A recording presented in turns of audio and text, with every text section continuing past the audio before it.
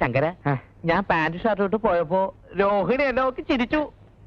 ചിരിച്ചാ? സ്വാമി ഇപ്പൊ എന്തൊരു പറയണേ ശങ്കരന്റെ ബുദ്ധിയെ പറ്റി?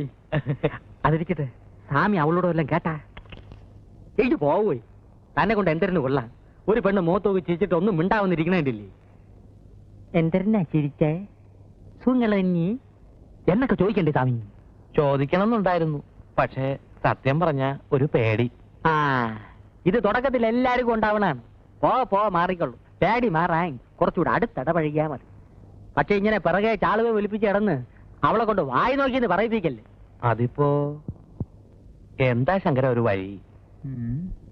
സ്വാമി വാലേറ്റ് റുപ്പിച്ചേരി. അപ്പോ ബാങ്കിലെ ജോലി? ബാങ്കിലെ ഓലി മണ്ണാൻ കേട്ട പുല്ല് കള.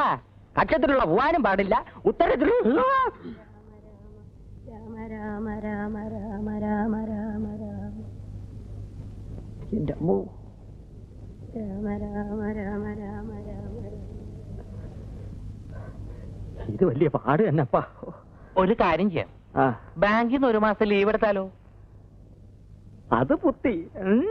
ഞാൻ വിചാരിച്ച പോലല്ല, സ്വാമിക്ക് ബുദ്ധിയുണ്ട്. എന്താ? അപ്പൊ പിന്നെ ഞാൻ പോട്ടെ സ്വാമി. പോവാനാ സ്വാമി? എന്തെങ്കിലും ചില്ലറ എന്റെ ഇപ്പൊ ഒന്നും ഇല്ല ശങ്കര. ശമ്പളം വായിച്ചെല്ലാം തോയം പൂട്ടടിച്ച് തീർത്താ? ഇല്ല, പാട്ടിനെ കൊടുത്തു. കുഴിയിലോട്ട് കാലം നീട്ടിയിരിക്കണ ഈ കിളവി എന്തിനു ശമ്പളം വായിച്ച് ചാലയുടെ തുമ്പി കെട്ടി ഇടണത്? എന്റെ മുടിപ്പര അമ്മജി, ഇതെന്തൊരു ജമ്മം. അയ്യോ ശങ്കര, ഇവിടെ ഇരിക്കും, ഞാൻ ഇപ്പൊ വരാം.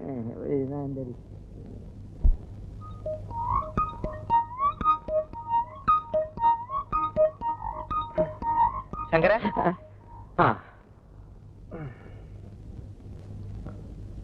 ഇത് താത്തയുടെ കിണ്ടിയാ. ആരുടെ കിണ്ടിയായിരുന്നാലും പഴയ ഉരുപ്പടി വിൽക്കാം. വിറ്റോളൂ, പക്ഷെ പാട്ടി കാണാതെ കൊണ്ടുപോകണം. എനിക്ക് അറിഞ്ഞുകൂടാത്തോണ്ട് ചോദിക്കാണ്. സ്വാമിക്കൊരു 4 എണ്ണ ചെലവായി കൂടിയേ. എന്തിനാ? ഇതിപ്പോ ഒരു എലിവശം വാങ്ങിച്ച് അതിന് കൊടു. കിളവിടെ കാറ്റ് പോവും. മനുഷ്യന് മനനിമ്മതിയോട് ഇവിടെ കയറി വരാമല്ലേ. ശങ്കര പൊയ്ക്കോളൂ.